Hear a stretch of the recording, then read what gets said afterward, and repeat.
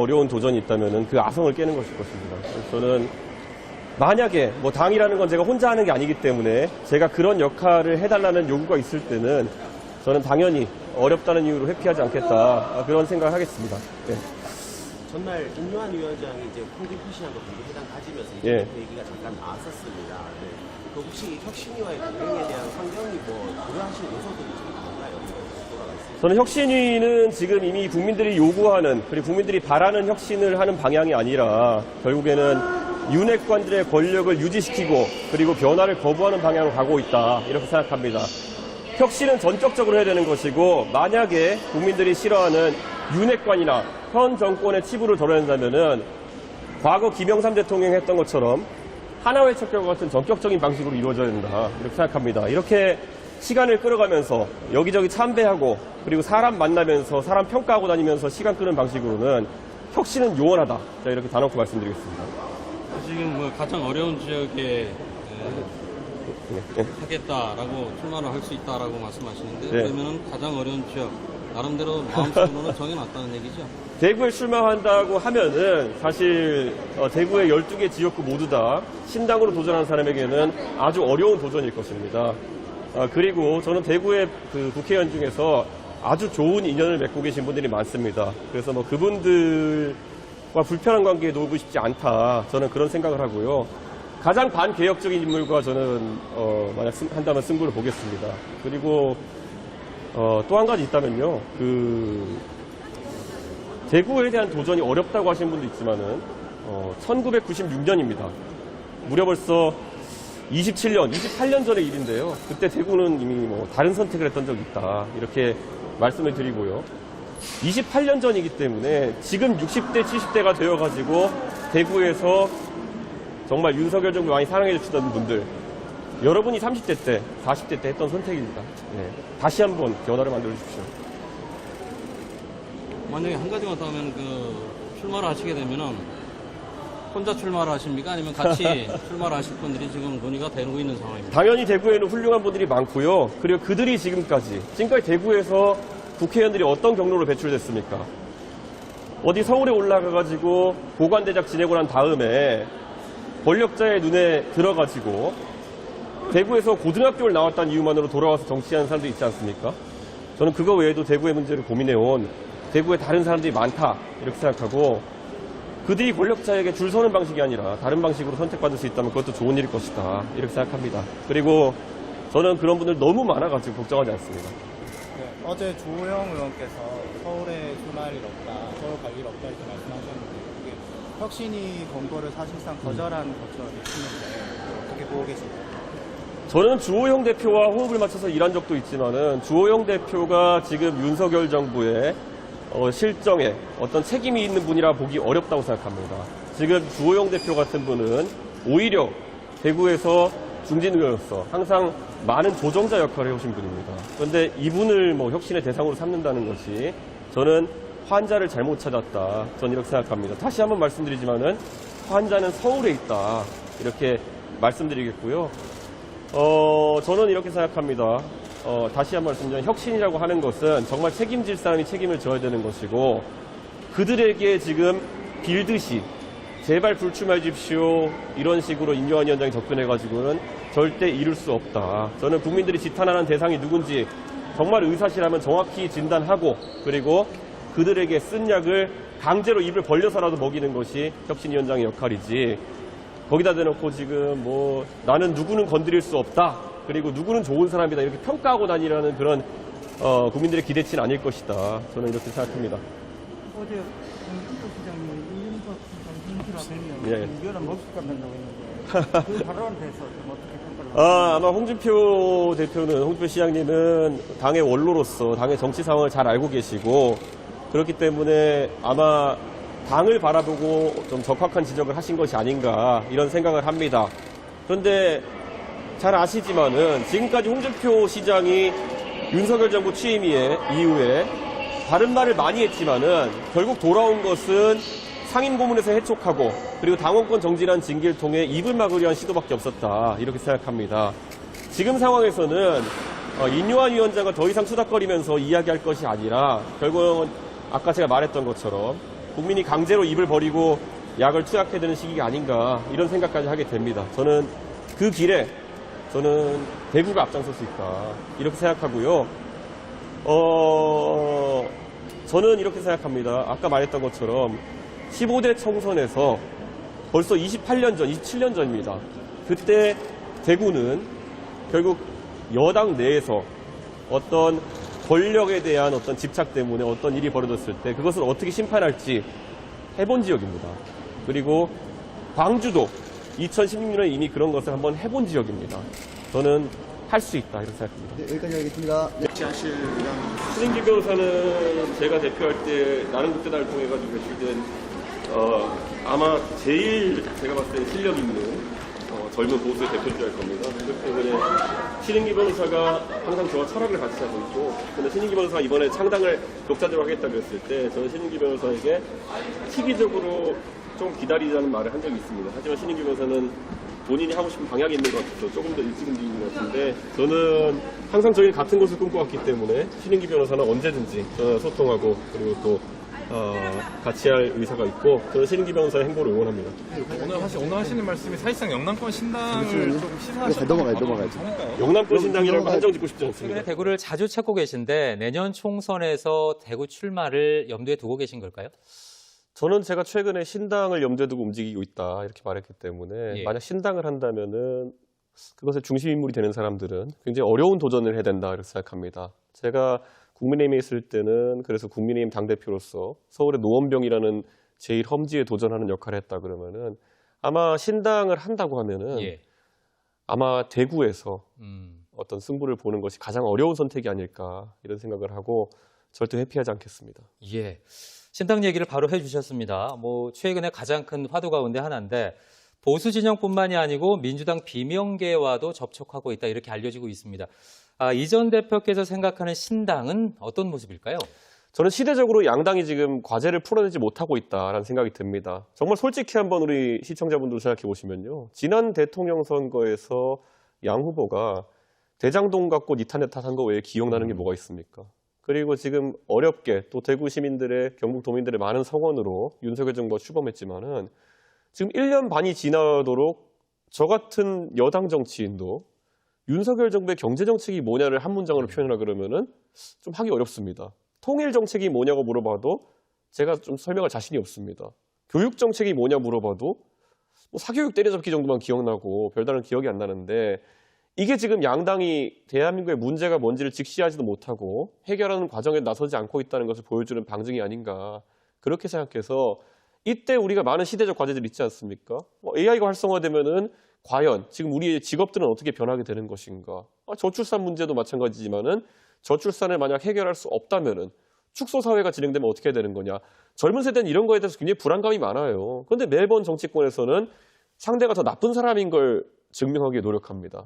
지금 국민들이 이재명 대표가 나쁜 사람인지 윤석열 대통령이 나쁜 사람인지 이거 증명하는데 그렇게 시간을 할애할 정도로 여유가 없습니다. 그래서 뭔가 새로운 움직임이 필요하다는 생각이 있다고 봅니다. 예.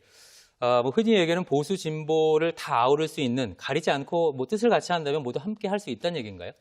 이렇게 봅니다. 저는 보수가 그럼 보수 이념을 강하게 내세워가지고 지난 1년 반 동안 무슨 국민의 삶의 문제를 접근했느냐. 지금 국민들한테 기억나는 건요. 아니 홍범도 장군 흉상을 어떻게 옮기느냐 갖고 시간 낭비하고 이번에도 보면은 선거 때 다급해가지고 메가 서울이니 이렇게 하면서 이거 지금 평가도 안 좋거든요. 그러니까 굉장히 말초적이고 단편적인 것들만 건드리지 보수 이념에 근거한 것도 아니에요.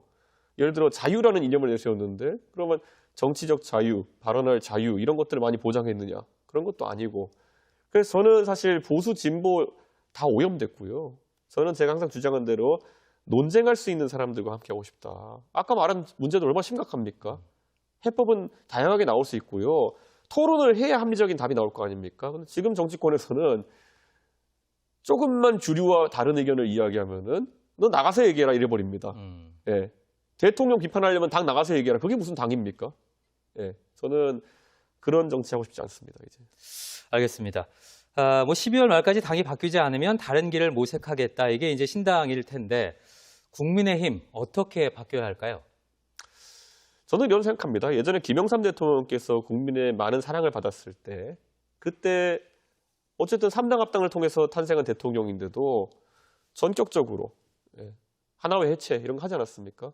역사 청산 다 하지 않았습니까? 저는 윤석열 대통령께서 당선되는 과정에서 윤핵관이나 아니면 주변의 간신배들이 어떤 도움을 줬다고 생각하시는지 모르겠지만은 지금 뭐 인요한 위원장 내세워가지고 윤핵관님들 제발 무슨 물러주지 않겠습니까? 윤핵관이 지금 물러나는 게 무슨 구국을 위한 결단이라고 그런 과정을 거치고 시간 끌고 있는 겁니까? 이런 사람은 단칼에 쳐내야 되는 것이고 애매하게 윤핵관이와 엮어가지고 예를 들어 대구만 해도 중진 정치인 중에 보면 뭐 주호영 대표 이런 분들 주호영 대표가 윤석열 정부 실정에 기여한 게 뭐가 있습니까?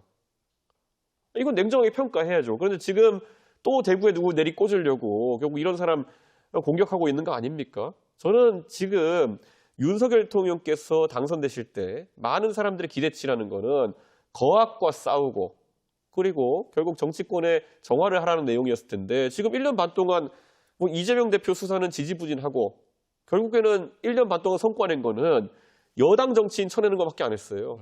보십시오. 이준석 쳐냈지, 유승민 쳐냈지, 나경원 쳐냈지, 안철수 쳐냈지, 홍준표 쳐냈지. 이제는 주호영까지 쳐내려고 했던 거 아닙니까? 이런 게 내부 총질이라 생각합니다. 알겠습니다. 지금 뭐 말씀처럼 그 혁신위가 변화를 시도하고 있는 것 이게 크게 의미가 없다 이렇게 생각을 하시는 건가요? 모든 혁신이나 변화라고 하는 거는 혁신은 가죽 벗긴다는 얘기고요. 쇄신은 진짜 뼈를 깎을 정도의 그 각오가 있어야 되는 건데요. 지금 하는 건 혁신도 아니요, 쇄신도 아니요, 쇄신입니다. 떼미는 겁니다. 지금 이거는. 저는 이거는 이렇게 이 속도로 가가지고는요. 21세기 내로 저는 혁신위가 목표 달성 못한다 봅니다. 알겠습니다. 이뇨한 위원장이 최근에 이제 부산에 직접 찾아오기도 했습니다. 뭐 결과적으로는 공식적인 만남이 이루어지진 않았는데 그럼에도 인 위원장과의 만남 가능성 열어두고 계신 건가요? 그러니까 인요한 위원장이 어떤 마음을 가지고 계신지와 별개로 이분의 어쨌든 전술이라는 거는 이미 정치인들에게 다 간파됐습니다. 그냥 만나서 좋은 게 좋은 거지 하려는 거거든요. 자, 유승민 의원을 만나가지고 2시간 동안 얘기했다고 본인이 밝히셨습니다. 근데 만나고 나서 하는 말이 뭡니까? 오, 코리안 젠틀맨. 지금 사람 평가하고 다니는 자리입니까, 그 자리가? 유승민 의원 성격 너무 잘 알지 않습니까, 모든 국민들이. 이분 2시간 동안 얘기했으면요. 조목조목 이걸 바꿔야 된다, 저걸 바꿔야 된다 했을 겁니다. 근데 그거 듣고 와서 한다는 말이 유승민 코리안 젠틀맨. 도대체 코리안 젠틀맨이라는 말은 어떤 사람이 어떤 사람에게 쓰는 말입니까? 살면서 그런 말 써보신 적 있습니까? 그럼 그 다음에 저 만나러 와가지고는 다짜고짜 만나러 오고 그래가지고 뭐 저를 어떤 사람 만들려고 했는지 모르겠지만은 인종차별주의자요? 어떻게 인종차별주의자입니까 그게? 뭐 이런 거. 그 다음에는 또 김종인 위원장 만나고 다니까 그때부터 보이지 않습니까? 김종인 위원장이나 이런 분들 같이 고단수인 분들은 딱 보시자마자 인요한 위원장이 뭐 말 듣는 척만 하고 나가가지고 별소리 안 하겠구나 하니까 바로 따라 나오셔가지고 환자는 국민의힘이야 이렇게 기자들한테 밝히지 않으십니까? 거기다 마지막으로 홍준표 대표 보십시오. 홍준표 시장. 딱 이제는 뭐 비공개로 만나가지고는 내 의사가 전달 안 되겠다 하니까 기자들 다 들어오시게 해가지고 공개된 장소에서 타박하시지 않습니까? 저는 인요한 위원장이 진짜 경청할 자세가 있었다고 한다면은 그것보다는 실제로 변화를 가져올 만한 의지를 가지고 있었어야 된다 생각합니다. 와서 그냥 듣고 잘 만났다 코리안 젠틀맨 이런 거 하는 거로 지금 여당의 위기가 극복된다고 생각하면은 안 됩니다. 알겠습니다. 홍준표 시장 얘기를 해주셨는데 인요한 위원장을 만난 자리에서 이 대표께서 이제 서울 노원에 출마를 하시게 되면 100% 떨어질 거다 이렇게 얘기를 하셨습니다. 어떻게 생각하시나요? 본인이 홍 시장이 그 서울의 동대문구에서 오래 정치하신 분이기 때문에요. 이런 식으로 여당이 굴러가가지고는 서울 특히 강북 지역 수도권 일대가 굉장히 어렵다는 걸 잘 아시는 분이에요. 예. 그러니까 적합한 평가입니다. 그래서 저는 뭐 그것보다 더 어려운 도전인 신당으로 대구 뚫기 이것도 할 의지가 있다는 겁니다. 그 정도로 저희 정치 개혁에 대한 의지를 확고한 거고요. 예. 저는 홍준표 시장이 사실 항상 당의 비주류처럼 말씀하시고 공격도 받으시고 최근에는 뭐 징계까지 뭐 받으셨지만은 우리가 이 생각을 해볼 필요 있어요. 시간이 지나고 나면 홍준표 말이 맞다. 이게 젊은 층에서 반 농담처럼 한 얘기인데요. 때로는 홍준표 시장도 맞는 말인데 왜 저렇게 세게 얘기하냐. 저분은 나이 드셔서도 싸가지로 내 대상이 되신 적도 있어요. 네, 그런데 저는 이런 생각해야 됩니다. 언제까지 우리가 갓쓰고 예절 차리면서 개혁하길 바라느냐. 저는 지금 시장의 홍준표 시장 같은 당의 대표를 2번 지내시고 대선 후보까지 지낸 어른이 하는 말을 당이 가볍게 넘긴다고 한다면은 아니 솔직히 말씀드리면 김한길 대표나 아니면 임요한 위원장 아니면 윤석열 통 이런 분들이 당에 오신 지 1, 2년이 안 됐습니다. 그런데 지금 당에 계속 계셨던 홍준표 대표가 말씀하시는 말씀이 그렇게 가볍게 들립니까? 알겠습니다. 이전 대표의 개인적인 평가가 아니라 국민의힘에 대한 비판이었다 이렇게 네. 생각을 하시는 거군요. 대구에 오셔서 이제 하는 말들을 들어보면 박근혜 전 대통령에 대한 향수가 좀 있는 것 같습니다. 뭐 정치에 입문시킨 분이기도 하고 직접 찾아가 볼 계획은 없으신가요? 저는 박근혜 대통령에 대해서 제가 예전에 전당대회 때 대구 연설에서 저는 박근혜 대통령에 대한 굉장히 고마움이 있다. 그분이 아니었으면 저는 정치에 들어오지 못했을 것이다. 하지만 제가 그분에게 그 은혜를 갚는 길은 제가 성공한 당대표가 되어가지고 그분이 굉장히 잘한 일 중에 하나가 이준석을 정치인으로 만든 것이다라는 평가를 받을 때까지 열심히 하겠다 이렇게 말했거든요. 예. 저는 제가 박근혜 대통령을 만나고 안 만나고보다 더 중요한 거는 박근혜 대통령의 키즈라는 별칭을 달고 있는 제가 어차피 정치 개혁을 이뤄내고 성공하고 나중에 박근혜 대통령을 찾아뵀을 때 저도 당당하고 박근혜 대통령도 자랑스러워하시지 않을까 이런 생각합니다. 예, 알겠습니다. 조금 전에 언급하셨던 전당대회 때 대구에서 했던 연설, 뭐 탄핵의 강을 건너야 한다 네. 아주 인상적이었는데 이전 대표를 아끼는 대구 경북 시도민들 물론 기대도 있지만 네. 우려의 목소리도 있습니다. 끝으로 한 말씀 부탁드리겠습니다. 이준석이 전당대회에서 힘을 낼 수 있었던 거는 제가 그 당시에 엑스코에서 탄핵의 강을 넘어야 된다는 얘기, 탄핵의 강을 넘어야지만 이길 수 있다라는 얘기를 했을 때 그 누구보다도 대구 경북의 그 시민들이 호응해 주셨기 때문에 저 이준석이 당대표직 성실하게 수행하고 대선 지선을 승리로 이끌 수 있었습니다. 지금도 저는 감히 대구 경북 시민들에게 이렇게 말씀드리고 싶습니다. 이제는 탄핵의 강이 아니라 이념의 강을 한번 넘을 때가 됐습니다. 이게 96년도에 15대 총선에서 대구 경북의 시민들은 한번 그러니까 결국에는 다른 선택을 해본 경험이 있으십니다. 저는 그게 벌써 27년 전, 28년 전입니다. 네. 지금 60대가 되어서 70대가 되어가지고 윤석열 대통령 너무 사랑해가지고 국민의힘을 꼭 지원해야 된다고 하시는 분들도 그분들이 30대일 때, 40대일 때는 결국엔 무엇이 대구를 위해서 옳은지에 대해 가지고 다른 판단을 해보신 경험이 있는 분들입니다. 지금 여러분의 자녀 아니면 손자들을 위해 가지고도 무엇이 옳은지에 대해서 한번 생각해 보시면 좋겠는 게요. 제가 요즘 서울에 있으면서 기사 볼 때, 방송 볼 때 가장 마음 아픈 말이 뭔지 아십니까? 모든 여론조사 기사에 있어가지고 붙는 말이 있습니다.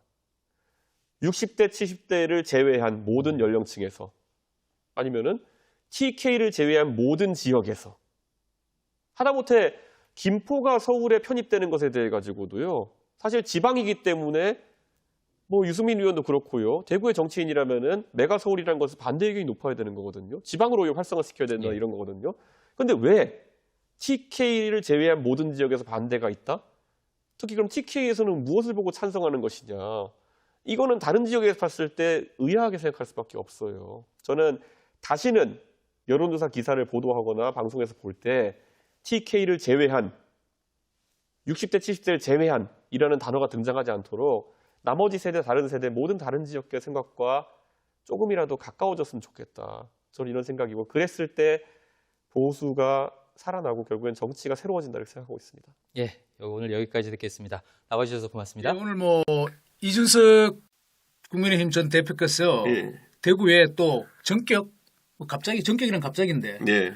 갑자기 오신 건지 아니면 좀 결심하고 오셨는지 모르겠는데 대구 오셨어요. 그래서 영남일보에 한번 모셨습니다. 이것저것 궁금한 이야기 한번 들어보기로 하겠는데 먼저 한번 뭐 단도직입적이랄까? 네. 신당을 이제 창당하시는 거예요? 제가 말씀드렸던 것처럼 12월 27일 정도 구체적으로 12월 27일 네, 크리스마스 그렇게, 이틀이네. 그게 사실 네. 제가 박근혜 대통령이 2011년 12월 27일에 처음 비대위로 그때 총선 지휘를 시작하신 거거든요. 네. 그래서 그때가 저는 사실 제가 정치 참여한 첫날입니다. 뭐 기념일이에요?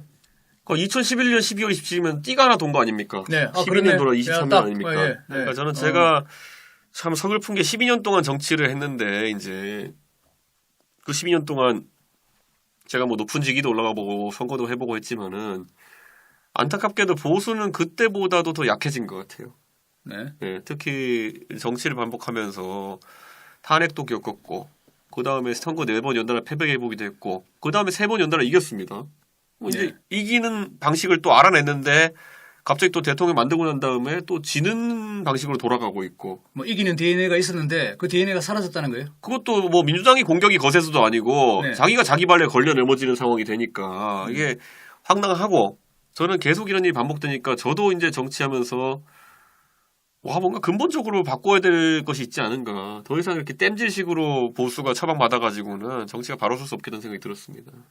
그런데 이제 보수의 어떤 그 결점, 예. 하자 이런 부분은 좀 그렇다 치고 어쨌든 표면적으로는 이전 대표를 좀 내쳤다 할까? 네. 현 집권 여당에서 그 부분에 구원이 있는 것이 연유되는 것도 분명하잖아요. 아니 근데 만약에 저를 쫓아내고 나가지고 네. 1년 반 동안 그러면 정말 잘했으면은 제가 지금 어디 얼굴이나 들고 다니겠습니까 지금? 네, 근데 1년 반 동안 당대표 쫓아내고 전당대회를 했는데 당원 100%를 바꿔가지고 1, 2, 3, 4등 하던 후보 다 두들겨 맞고 5등 하던 후보를 지금 이제 대표 만들어 놨는데 1년도 안 돼가지고 보궐선거 4월 달에는 심지어 울산에서 지고 이번에는 강서에서 진 거 아닙니까? 서울 강서 17% 차로. 네. 평가 끝났거든요, 그러면은. 근데 총선은 이제 뭐 4, 5개월 뒤로 다가오고 하는데 보통 이 정도 되면은 비상등 켜고 난리 납니다, 지금 보면은. 네. 근데 지금은 천하태평입니다. 그래가지고 뭐 이래가지고 이제 뭐 다 같이 망하는 거 아니냐 생각하고 있습니다. 명분은 그런 보수 재건 내지는 보수의 어떤 재건축 이런 뭐 측면에서 좀 보시는 것 같기도 한데 그럼 다시 한번 모드로 돌아가서 신당을 확실히 창당하신다. 12월 27일이다 그거. 네, 그때 결심을 하려고 합니다. 결심은 그때 한다. 네. 그럼 탈당을 하셔야 되잖아요. 어쨌든. 그때가 아마 그 결심한 지점이 될 겁니다. 그럼 아직 완전히 강을 건너진 않고 강나루에 지금 나룻배를 세워놓고 있다 이렇게 보면 됩니까? 그럼 제가 말씀드리는 게 12월 27일까지 전면적으로 대통령실과 당이 정신 차리지 않으면은 그렇게 하겠다는 건데 이거 지금 방송 보시는 어느 누구도 그때까지 대통령실이나 아니면 당이 전면적 변화가 있을 거라 예측 안 하시지 않습니까? 지금 무수히 많은 지점이 있었음에도 안 아픈 척 아니면은 땜질식 처방만 해온 거 아닙니까? 이건 우리 정치를 많이 좀 보는 사람들이 네. 정치인들끼리 이렇게 막 기관차가 달리듯이 할 때는 마주 보면서 좀 극적인 효과를 뭐 더 클라이막스의 극적인 효과를 더 노리기 위한 것일 수도 있다. 네. 그냥 뭐 이준석이라는 네. 대이준석이 뭐 그렇게 함부로 아니면 대통령인들 집권 여당의 어떤 수뇌부인들 네. 뭐 그냥 하자는 대로 이렇게 해서 봉합해서 합의하지는 않을 거다. 갈등이 최고조에 갔을 때 아마 뭐 흔히 이야기하는 극적 합의. 뭐 그런 경우도 있을 수 있겠고요. 네. 근데 지금 상황에서는 제가 봤을 때 우리 쪽 기관차가 더 세고 크다라는 확신이 있으면은 그래요? 들이받아 버릴 수도 있는 겁니다. 그거는. 그거는 상황 판단에 따라서 다른 거고요. 그러면은요, 이건 좀 뭐 상업적인 딜 같아서 느낌이 안 좋을 수도 있지만 네. 이 딜이란 게 합의라는 게 네. 대통령의 어떤 굴복을 완전히 요구할 수는 없잖아요. 지금 어떤 레퍼런덤 그러니까 국민 투표를 통해서 대통령에 당선되신 분이고 네. 그분이 뭐 공개적인 사과를 한다든가 이렇게 하기 힘들 텐데 그래도 좀 이준석 전 대표가 좀 요구하는 수준의 국정 운영의 뭐 변화 아니면 윤핵관 뭐 이런 부분들에 대한 어떤 처리 이런 것들 좀 많이 요구하시는 듯해 보이는데 구체적인 좀 안이 있어 이런 것 되게 좀 아니 전 이렇게 말씀드립니다. 네. 그러니까 보통 예전에 우리가 보수의 가장 뼈아픈 지점이 탄핵을 당했던 지점인데요. 그러면 그 탄핵은 어디서부터 기인됐느냐? 그 탄핵 전에 있던 총선에서 122석으로 쪼그라들면서 당한 거예요. 그 다음에 뭐 반란표가 얼마 나와서 그것 때문에 탄핵당했니 이거는 사실 부차적인 게 그 총선에서 크게 이겼으면 절대 탄핵이란 건 이루어질 리도 없었습니다. 최순실 사태가 터지지도 않았을 것 같고요. 제 생각에는. 네. 근데 그때 그러면 그 총선 2010년 총선에서 왜 그러면은 새누리당이 망했습니까?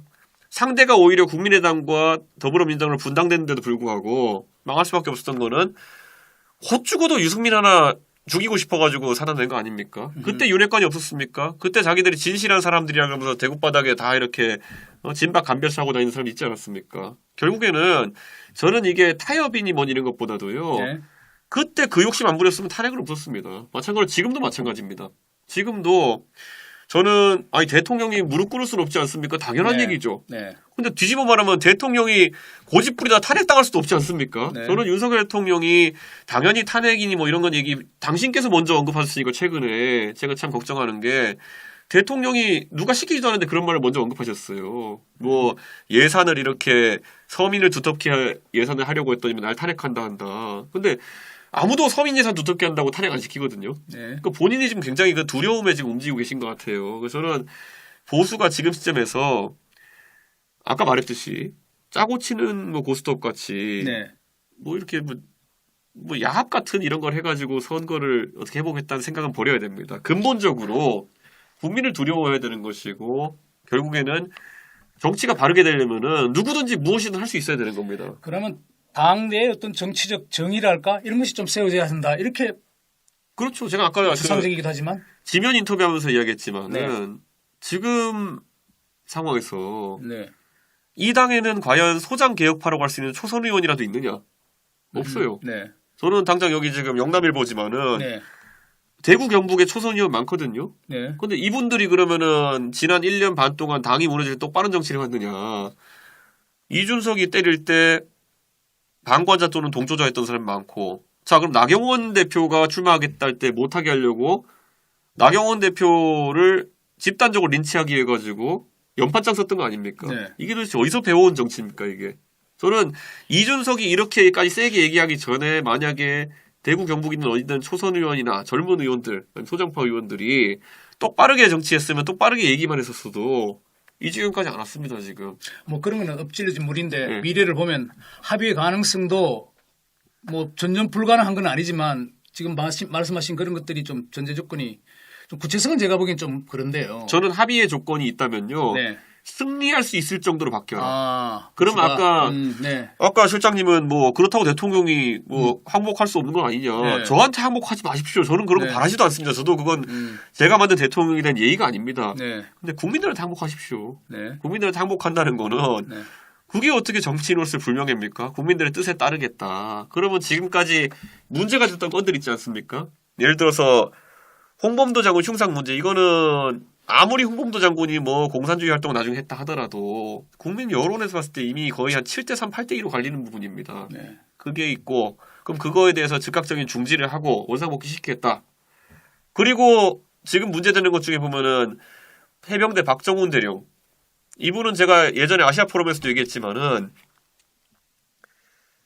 대통령의 가장 큰 상징 자본이 뭐냐면은 이 윤석열 대통령은 윤석열 검사는 스타 검사로서 어떤 강한 권력과 맞서서도 국민들이 바라는 방향 수사를 하고 그리고 그 권력에 굴하지 않고 좌천되어도 때를 기다리면서 절치부심하고 이게 스타 검사 윤석열의 모습입니다. 네. 그런데 박정훈 대령이라는 분도 포항 출신의 경북대학교 법대 나와가지고 그래가지고 해병대에서 명예롭게 지금까지 복무했던 군인이라 그러면은 어쩌면 윤석열 대통령이랑 가장 닮아 있는 사람이기 때문에 수사를 똑바르게 하려고 했던 겁니다. 근데 이 사람 하나 잡자고 지금 뭐 항명 수견이 이렇게 해가지고 몰아붙이고 이거 대통령이 오히려 아니 내가 잘 몰랐는데 이런 일이 있었다 그러면은 아니 아랫 사람들이 이렇게 일을 처리하고 있었다 그러면은 당장 그 해병대 박정훈 대령 직위 복귀시켜라. 근데 그건 이준석 대표의 뭐 복귀랄까 아니면 이 결별 네. 이 당과 그건 조금 지엽적인 사안 뭐 그것도 중요하죠. 아닙니다. 만약에 그렇게 대통령께서 과오를 시인하고 만약에 그런 거 바로 잡잖아요. 제가 신당을 하고 싶어도 명분이랑 끈덕지가 없습니다. 아니 대통령께서 바뀐다던데 너도 이제 힘을 못 해야지. 너는 그러면은 대통령께서 네가 요구한 대로 다 하셨는데 너는 그럼 끝까지 신당한다고 해가지고 각을 세울 거냐 이렇게 여론이 바로 돌아섭니다. 물론 그거 외에도 지금 두 가지만 얘기했지만은 나는 오늘 뭐 구체적으로 이러는 조건 주면 좋겠다. 네. 뭐 대구 출마 뭐 공천을 주고 내가 선대위원장을 하면 난 할 수 있다. 이런 대답을 한번 기대도 했는데 그건 아직 그건 전혀 아닙니다. 그거는 저는 지금까지 제가 뭐 아버지 어머니 대구 출신이지만은 제가 지금까지 대구 정치하겠다 그러면 기회가 얼마나 있었겠습니까? 제가 대구 출마한다는 거는 국민의힘 후보로 대구 출마하는 시나리오는 없을 겁니다. 제가 대구 출마한다는 거는 정치를 바꾸기 위해서 오히려 신당을 했을 때 가장 어려운 게 대구를 넘는 것이기 때문에 하겠다는 그래서 거지. 불현듯 생각난 건데 예. 나이가 젊으시니까 예. 시간은 이준석 편이다. 뭐 이렇게 좀 생각도 합니까? 혹시? 저는 근데 그것도 저는 약간 느낌이 안 좋은 게 네. 보통 정치하면 이제 젊은 사람들한테 이렇게 많이 말씀하십니다. 아니 니는 아직까지 20년 30년 시간이 있으니까 왜 빨리 가려 그러냐. 네. 참고 기다려라. 근데 그 말이라는 게 보통 다른 데 하는 말이랑 좀 다르지 않습니까? 그래서 사업하는 사람들한테는 야, 저 나라는 30대가 그 기업을 차려가지고 몇 조 원 기업 만들기 짝짝짝 하면서 정치는 느리게 가라. 예. 정치는 아니 사람이 저도 제가 20대일 때 제 머리 쌩쌩한 거랑 30대 때 쌩쌩한 건 다른데 저는 왜 기다려가지고 그러면은 그걸 해야 되는 것인지 아니면 그러면 지금 제가 예를 들어볼게요. 저는 제가 젊은 정치인 중에 예전에 제일 신뢰하고 제가 따르던 정치인이 원희룡 장관입니다. 네. 원희룡 장관 30대 때 정치 시작해가지고 바른 소리 많이 하고 누가 뭐라 그래도 굴하지 않고 바른 소리 하던 사람이 지금 60대 가지고 저는 많이 바뀌었다고 생각합니다.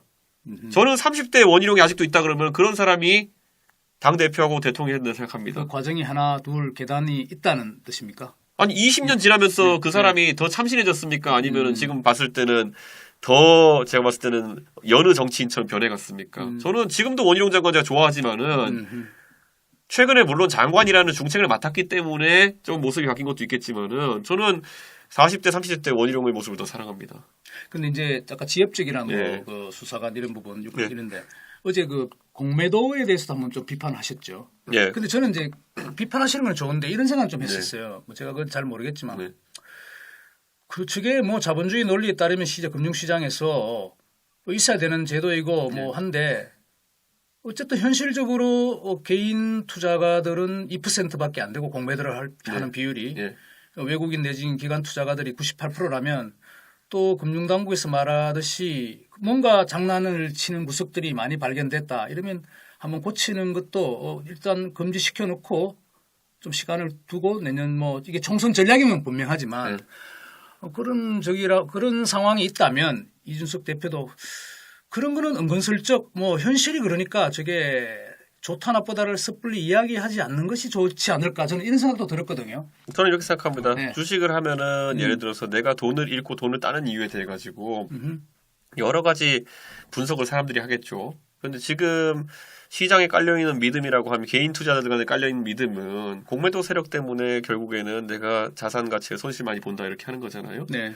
근데 그 믿음이 있는 것과 그럼 그 실제로 해결하는 방법은 다를 수 있어요. 저는 무조건 금지시킨다 되는 것도 아닙니다. 네. 그리고 어제 보면은 그저께 보면 발표한 거에 보면은 결국 아까 말씀하신 기관 투자가들의 어떤 공매도 이런 행태에 대해 가지고는 크게 제약을 걸지도 않았어요. 그러니까 저는 그렇기 때문에 이거를 근데 그 전에 11월 초만 하더라도 10월 말 11월 초만 하더라도 네. 누군가 물어보면은 공매도 금지 안 한다.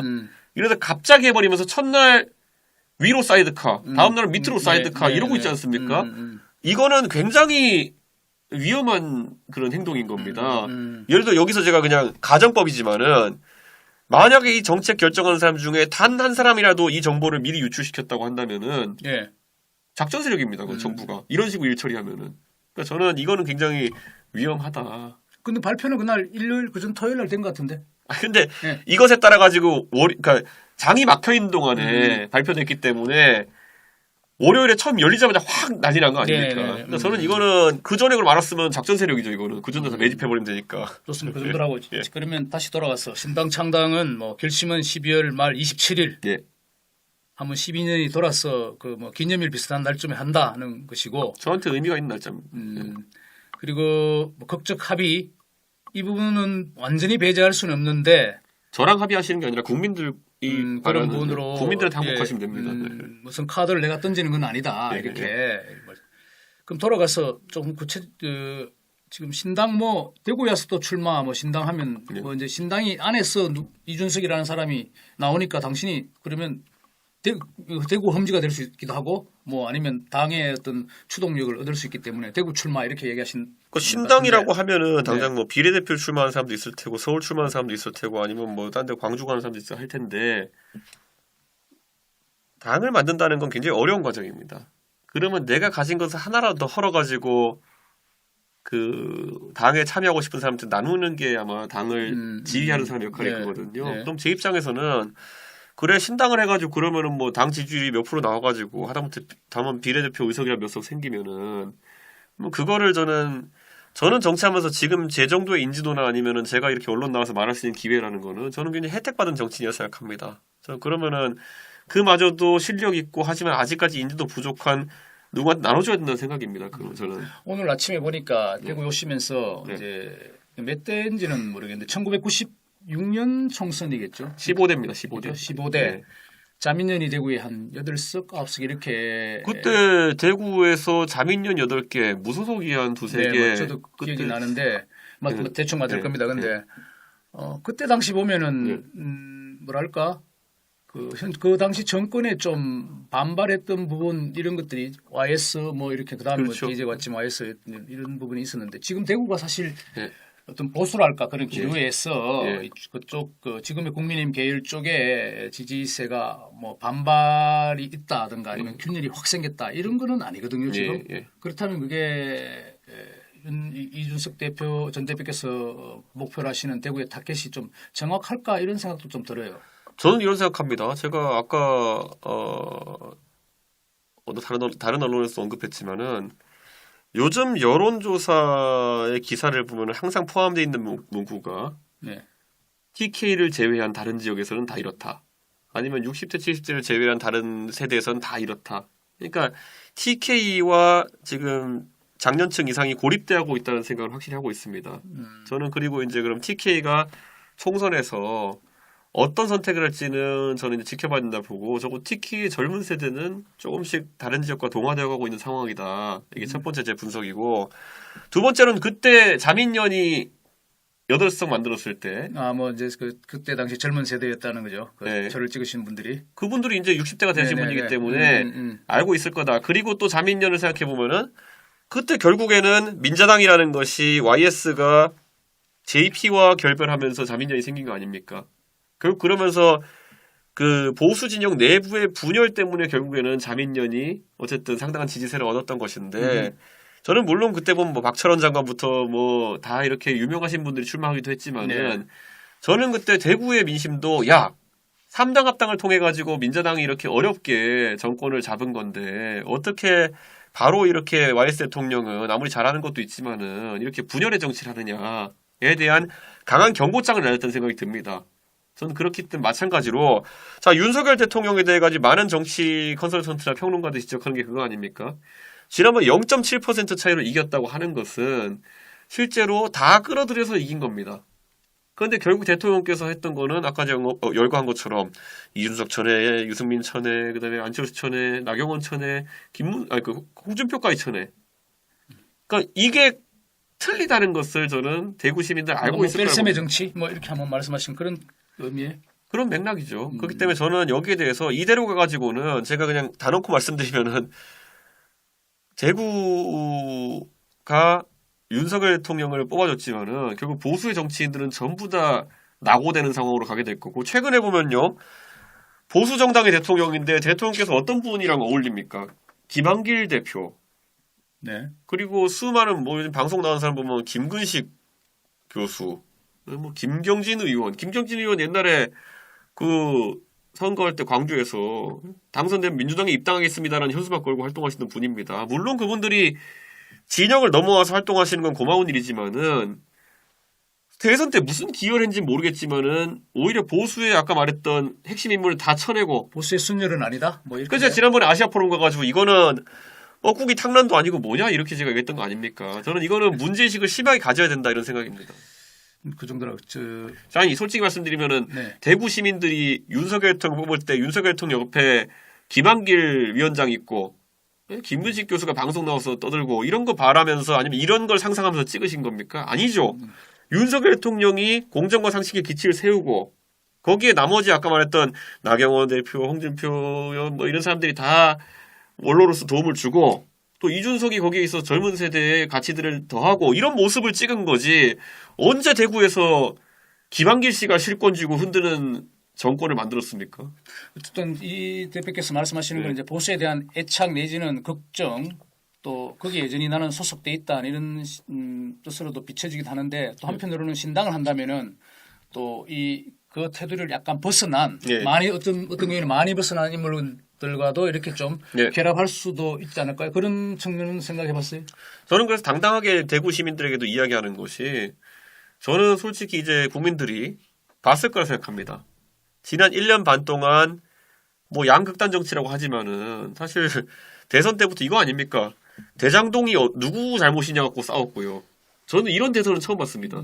대장동 아직도 선거 2년 다 돼가는데 윤석열 대통령의 경제정책이 뭔지 이재명 후보의 경제정책이 뭔지 기억나는 사람도 없고요. 지금도 잘 모르겠고 통일정책이 뭔지도 모르겠고 교육정책이 뭔지도 모르겠고 결국 정책 다 빠지고 지금도 선거 끝난 다음에도 누구를 감옥에 넣느니 마느니 갖고 싸우고 있는 게 계속되는 거 아닙니까? 저는 근데 이게 빨리 사라져야 된다 보는 거고, 그래서 저는 그 대화가 되는 인물들과 함께 하겠다. 비록 저와 생각은 좀 다르더라도 논의할 줄 아는 사람들이랑 하겠다. 논의 방식이 있는 사람, 예. 논의에 뭐 좀 익숙한 사람, 예. 좋습니다.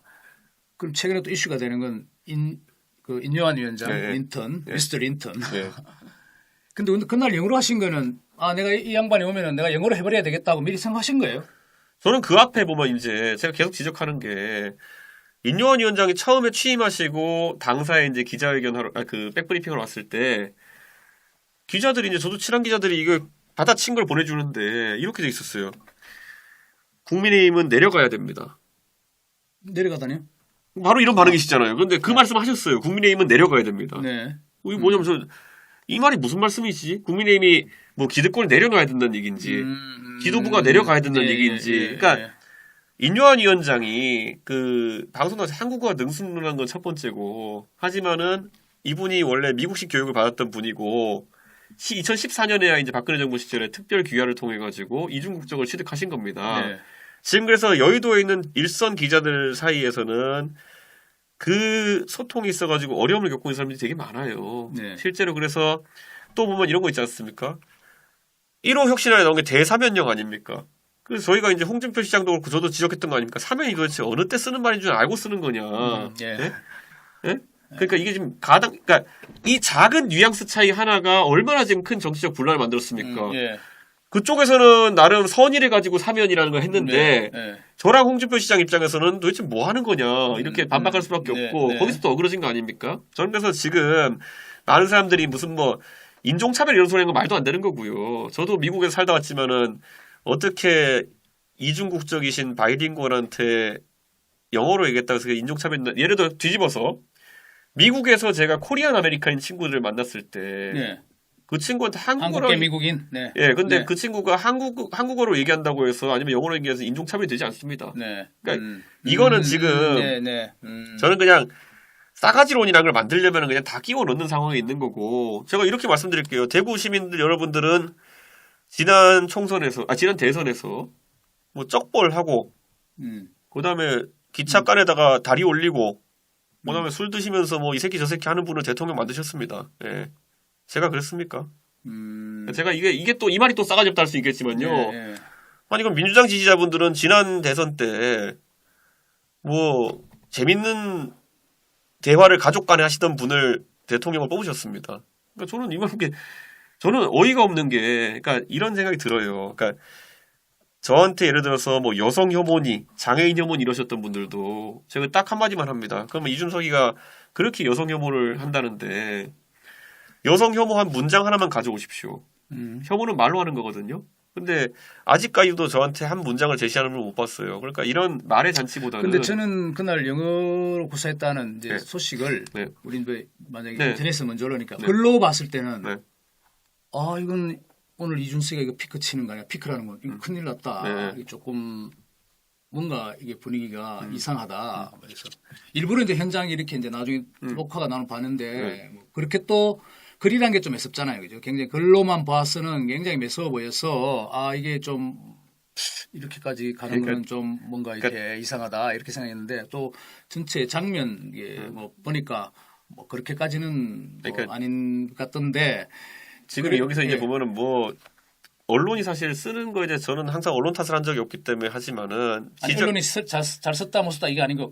저도 글이라는 자체로만 보면 그렇죠. 저도 그래서 어떤 뭐 감정을 얘기한 게 실어놓은 말이 아니니까. 저도 살면서 미스터 린튼 씨와 같은 개념이라고 생각해 본 적도 없고, 그리고 저는 이런 생각을 하는 겁니다. 그러면 만약 인요한 위원장한테는 저는 인요한 위원장이 앞에 정치적 의사를 전달이 미숙해가지고 몇 번 그런 사고가 있었으니까 저는 그냥 오신 김에 편하게 말씀드린 거고, 그러면 그게 싫으시면은 다음부터는 그러면 뭐 천천히라도 한국어로 대화하시죠 하면 되는 건데, 여기다 갑자기 인종차별 이래버리면은 그거는 말이 안 되는 거거든요. 제가 이 말씀 드리는 이유는, 자 보십시오.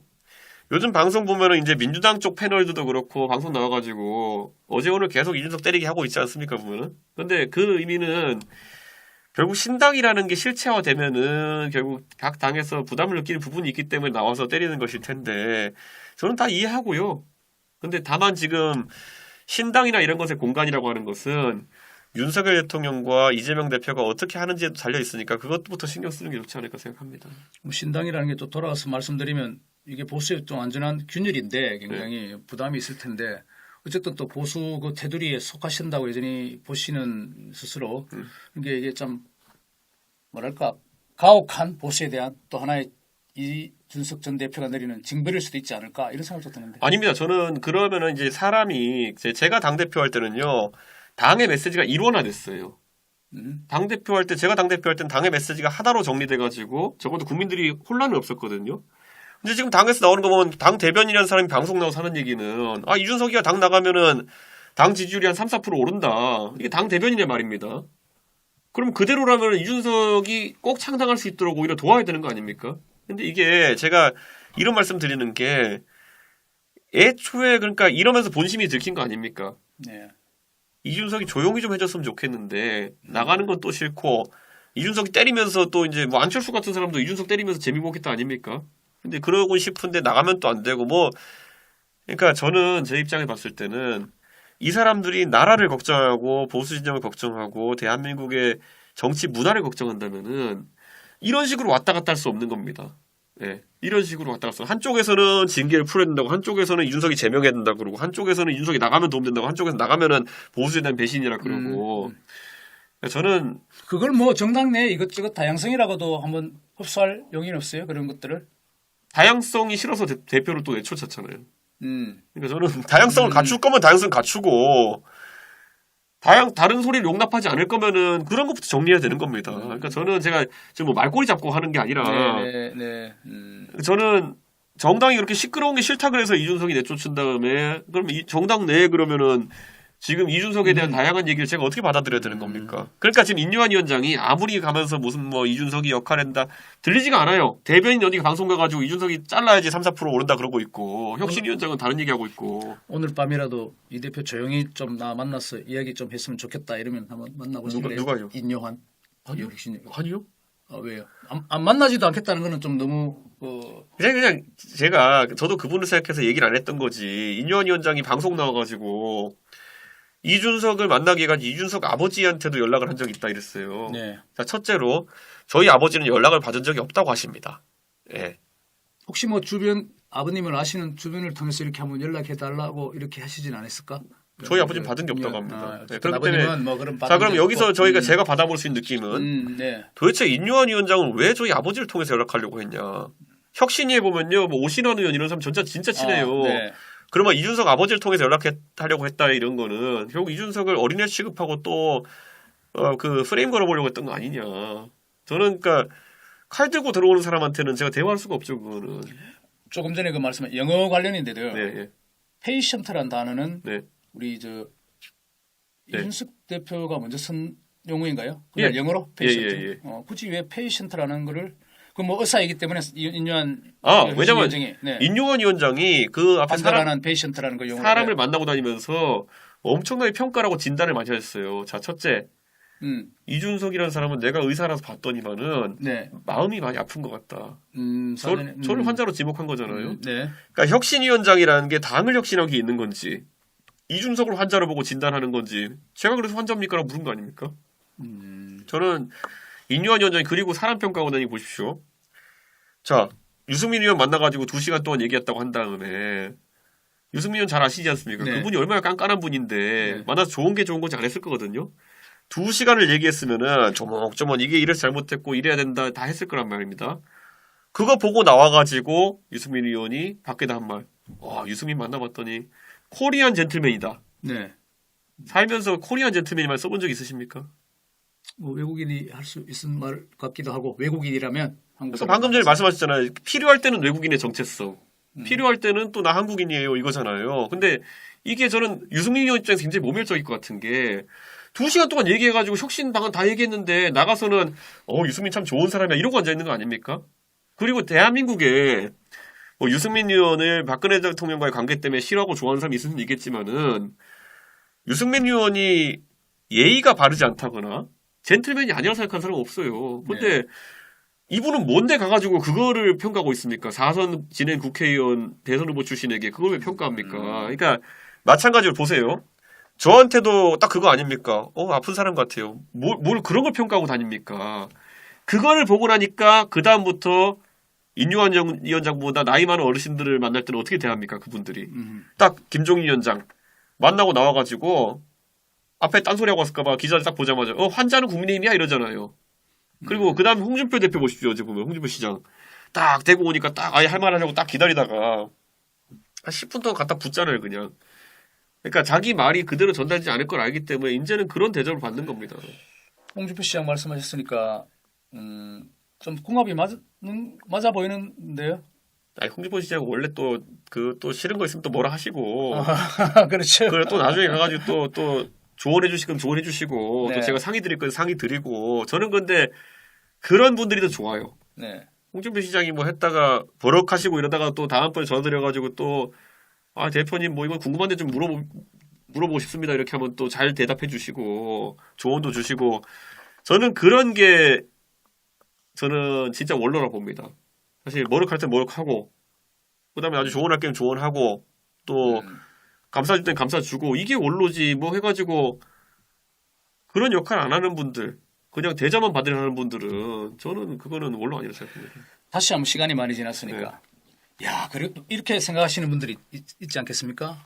아까 우리 1996년 말씀하셨지만 그때 선거가 대구가 분열되고 나서 그 다음에 DJ가 이제 김대중 대통령이 집권하게 되잖아요. 아무래도 그런 상황인데 뭐 보수를 사랑하든 아니면 이거 진보 보수를 꼭 나누기 힘든 상황이 지금 대한민국이 되고 있다고 좀 보는데 어쨌든 국민의힘 계열의 보수라고 보면은 그쪽이 갈라지면 안 된다 안타까운 마음에 이준석 전 대표도 어쨌든 이러나 저러나 내년 선거에는 좀 잘 아까 말씀드린 극적인 합의를 통해서 공통 분모 공약수를 찾아가면 좋겠다고 바라는 사람한테 한 번 더 이야기하고 싶은 그렇게 바라는 분들 그 말했던 모든 분열과 그 다음에 그 뭐 상황에 대한 책임은 저는 YS의 판단에서 시작됐다고 생각합니다. YS가 결국에는 공화계를 다 쳐내기 위해 가지고 움직이지 않았으면은 네. JP가 무슨 명분이 있었겠으며 JP가 무엇을 위해서 그렇게 했겠습니까? 네. 결국은 모든 건 YS의 과도한 자신감에 따른 YS의 판단이었죠. 저는 그래서 지금 상황에서 그 모든 지적은 이 일을 시작한 사람한테 가야 된다라는 생각이고 제가 그래서 지난번에 기자회견하면서 소위 눈물의 기자회견하면서 결자해지 지난번에 하도 한자 선거 때 말이 많아가지고 이번에 동물이 안 들어간 걸 썼습니다. 결자해지. 뭐라고요? 결자해지. 동물이 안 들어간 거. 옛날 뭐 양두국 이러면 내가 개냐 이래가지고 결자해지는 동물 안 들어갑니다. 결자해지. 이거 제가 안 묶었습니다. 묶은 사람 해결해야 되는 거고 결자해지 이렇게 생각합니다. 네. 네, 오늘 하여튼 마지막 멘트를 하겠습니다. 네. 급작스레 이렇게 네. 좀 초청해서 응해주신 우리 이준석 전 대표 영남일보 찾아주셨는데 즉석 인터뷰 이렇게 해주셔서 고맙고요. 하여튼 근성비입니다. 예, 감사합니다. 고맙습니다. 예. 네.